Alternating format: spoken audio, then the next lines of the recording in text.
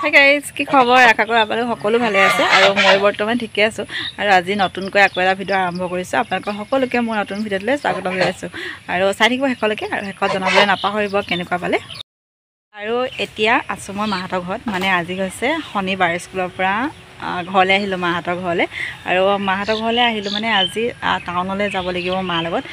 ঘৰৰ মা মানে মাৰ অকণমান গাটো বেয়া হৈ আছে, ডাক্তৰৰ ওচৰলৈ নিব লাগিব। মানে নাম লিখাই থোৱা আছে আৰু ডাক্তৰ বহিব 5টা বজাতহে। মানে কাণৰ হয়, কাণৰ অকণমান মানে প্ৰব্লেম হৈছে, কাণৰ ডাক্তৰ হয়। আৰু তালৈ যাব লাগিব ডাক্তৰৰ ওচৰলৈ। সেইকাৰণে মানে স্কুলৰ পৰা ঘৰলৈ নগ'লোঁ আৰু ইয়ালৈকে আহিলোঁ। আকৌ মাক লৈ যাম। মানে মাক 17 নম্বৰতহে পৰিছে বাৰু, দেখাই কৰি আৰু মই ঘৰলৈ যামগৈ। মা ইয়ালৈ গুচি আহিব, চাই থাকিব আৰু কি পাৰোঁ দেখাই যাম। আৰু আমাৰ চাব দেই, ঘৰত কঠীয়া পাৰিলে।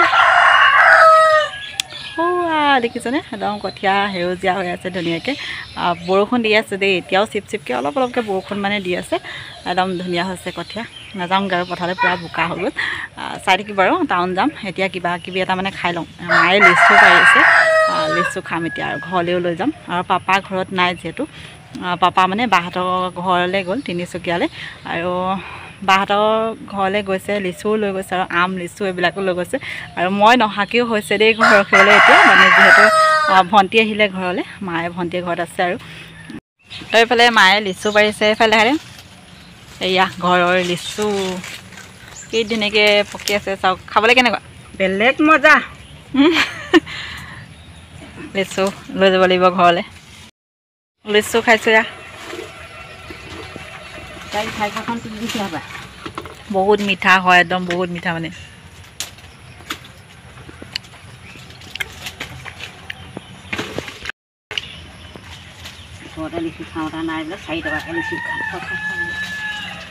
এই গুটিটোৱে আগতে যে খেলোঁ হ'লে ভাল চাই দিবি দেই। পুৰা লিচু পাইছে চব। সিমানকৈ নাখাবি। এয়া চিংকুলো, চিংকু চিংকু চিংকু চিংকু চিংকু চিংকু, এইটো মোৰ চিংকু চিংকু চিংকু। এইফালে এয়া লিচু কোনে কোনে খাই ভাল পায়, ঘৰলৈ লৈ যাম। এয়া নাইকিয়াই হ'লগৈ ন?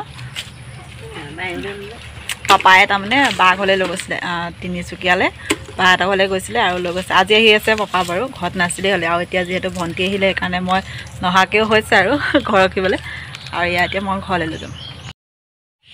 এতিয়া যাবৰ কাৰণে ওলাই আহিছোঁ। মানে এতিয়া ভণ্টিও আহিছে, তাই ৰঙাজানলৈ যায়।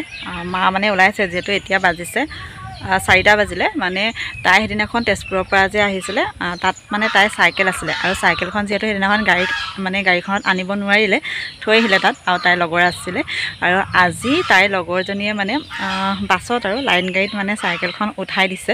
আৰু এতিয়া 4টা বজাত মানে পঢ়ি কথা আছিলে ৰঙাজান, 4:30মান বাজিব চাগে। আৰু তাই মানে এতিয়া মোৰ লগত স্কুটিত যাব, চাইকেলখন তাই লৈ গুচি আহিব।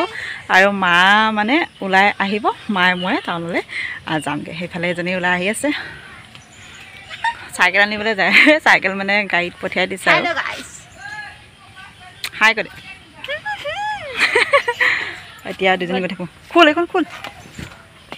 ইফালে স্কুটি, ৰাস্তাৰ অৱস্থা চাওক। এইফালে মই নামি দিব লগা হ'ল, তাই গৈ আছে এতিয়া। ৰাস্তাটো মানে বহুত বেয়া হৈছে। আমাৰ এজাক বৰষুণ দিলে ৰাস্তা একদম চেচ আৰু। এতিয়া ভণ্টি গৈ আছে, মই খোজকাঢ়ি আহি আছোঁ।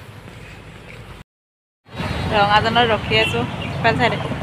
তাই গাড়ী আহি পোৱাহিয়েই নাই। কেইটা বাজিলে? 4:30 পাবহি। কেইটা বজাত চাচোন।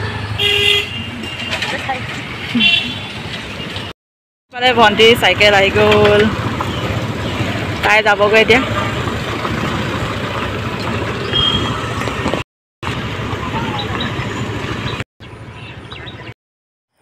এইফালে ডাক্তৰৰ ওচৰত পাই গ'লোহি। আৰু এতিয়া মানে চাই আছে আৰু চেকআপ কৰি আছে। আৰু আমাৰ যিহেতু 17 নম্বৰতহে আছে, অকণমান ৰখিব লগা হৈছে।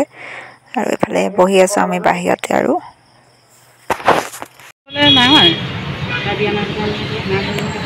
জোনমণিহে বিয়া ঠিক হৈ আছে।